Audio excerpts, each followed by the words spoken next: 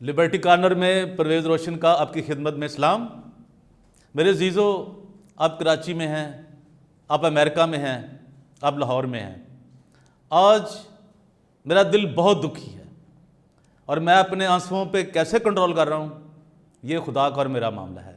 सिर्फ आपसे गुफ्तगू करने के लिए मैं आपको दुखी नहीं करना चाहता, लेकिन हक़ाइक़ से आपको बेखबर भी नहीं रखना चाहता। इससे पहले कि आप जिन दोस्तों ने, जिन मेरे बहन भाइयों ने अभी तक मेरे चैनल को सब्सक्राइब नहीं किया, लाइक नहीं किया, शेयर नहीं किया, वो ज़रूर करें। इससे कुछ नहीं होता, सिर्फ मेरी हौसला अफजाई होती है और मुझे पता चलता है कि कितने दोस्त, मेरे अजीज़ बहन भाई दुनिया में मुझे कितने लोग देख रहे हैं, कितने पसंद कर रहे हैं और कितने नापसंद कर रहे हैं। अगर आप अपने कमेंट्स में लिखेंगे तो मुझे तब ही इसकी खबर होगी। सबसे पहले तो आज जो कुछ भी कराची में 2 दिन पहले मेरी बेटी, मेरी बहन के साथ, गॉस्पल सिंगर तबीता गिल के साथ हुआ, तबीता नज़ीर के साथ हुआ, जितनी भी मजम्मत की जाए पाकिस्तान में, सबसे पहले तो पीटीआई की गवर्नमेंट की, उनके फेलियर की कि वो अक़लियतों का तहफ़्फ़ुज़ करने में मुकम्मल तौर पर नाकाम हो चुके हैं। और दूसरी मैं बात करूंगा आज पाकिस्तानी क्रिश्चियन कौम के सबसे बड़े दुश्मन इमरान टाइटस की, जो कि चर्च ऑफ पाकिस्तान का कोऑर्डिनेटर भी है। ये लूट मार का एक बहुत बड़ा भयानक किरदार, जिसने DGISPR से मुलाकात में के लेटर में ये लिखा सबसे पहले कि मैं आपसे मिलना चाहता हूँ कि मैं तहफ़्फ़ुज़ इस्लाम में आपकी मदद करना चाहता हूँ। तो ये करते हो तहफ़्फ़ुज़ इस्लाम ना? याद रखो, उस ज़रदारी के किरदार को भी याद रखो, उसकी भी ये मूंछ काट दी गई थी और तेरी दोनों काट दी जाएंगी, जिस तरह तूने जुल्म का हथियार उठाया हुआ अपने हाथ में।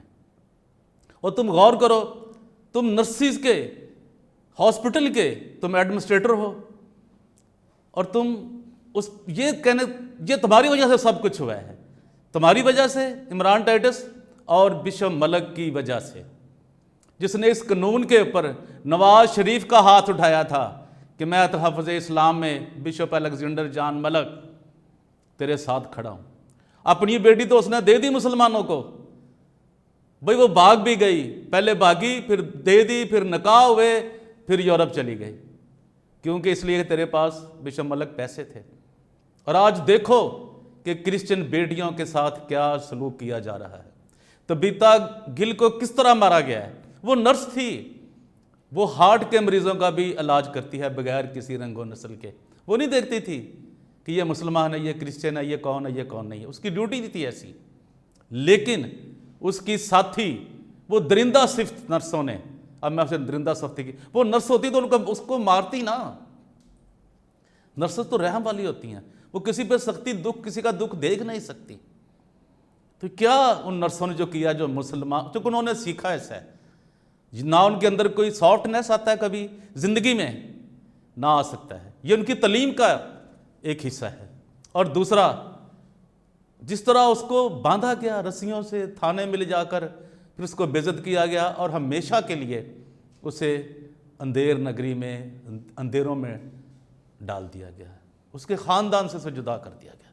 उसके ऊपर ब्लास्फेमी लॉ की जो शिक है 295A, 295B और 295C जैसी भयानक और खौफनाक काला कानून उस पर लगा दिया गया। शर्म नहीं आई स्टेट को कि औरत के साथ क्या सलूक कर रहे हो। और पहले तुमने एक आसिया बीबी को ये किया, वो बेचारी निपड़ थी, और ये देखो इसकी मासूमियत देखो, इसने कितना खुदावंद यीशु मसीह को फॉलो किया है। उसे थप्पड़ मार रहे हैं, उसे कहते मारो मारो इसको, लेकिन वो कहती मैंने ऐसा नहीं किया, मैंने नहीं किया। और खुदावंद यीशु मसीह ने भी सलीब पे कहा था कि बाप इनको माफ़ कर, क्योंकि ये नहीं जानते कि ये क्या करते हैं। ये है मसीही तलीम, और वो मुस्लिम तलीम थी जो उसको मार रहे थे। और ये जिन्होंने बनाया है कानून, उन्होंने अपने गले में खुद फंदा डाल लिया है। क्योंकि उन्होंने इस कानून में कोई माफ़ी की गुंजाइश रखी ही नहीं।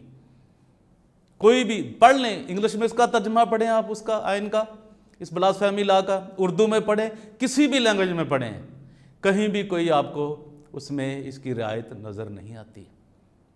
और जो सबसे ज़्यादा सियासतदानों ने काम किया है उनमें जनाब इमानुएल ज़फ़र साहब, मुझे फिर आप याद आ गए आज।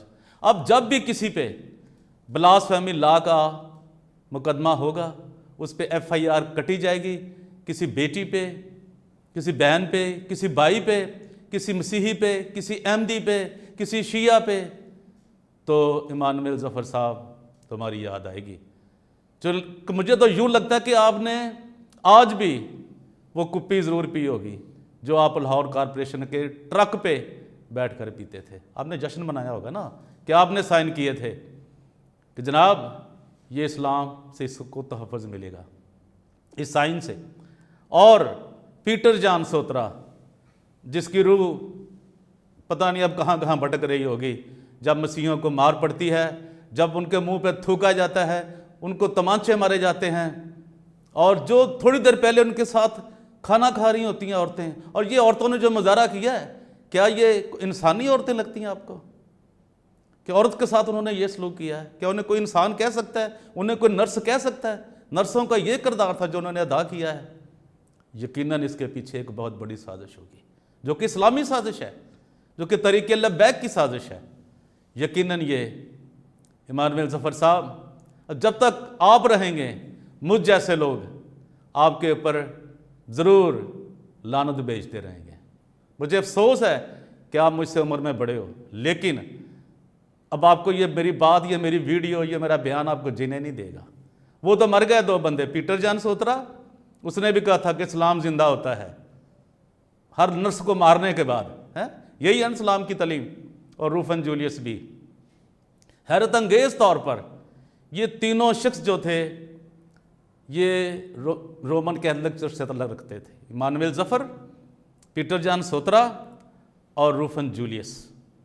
लेकिन चर्च ऑफ पाकिस्तान की तरफ से, प्रोटेस्टेंट चर्च की तरफ से, जो इसका सबसे बड़ा मुजरिम है वो बिशप अलेक्जेंडर जॉन मलक है, जिसने ये भुगती कि अगर उसकी बेटी निकाह से इनकार करती, अगर वो वापस आती तो वो भी सजाए मौत ही होती।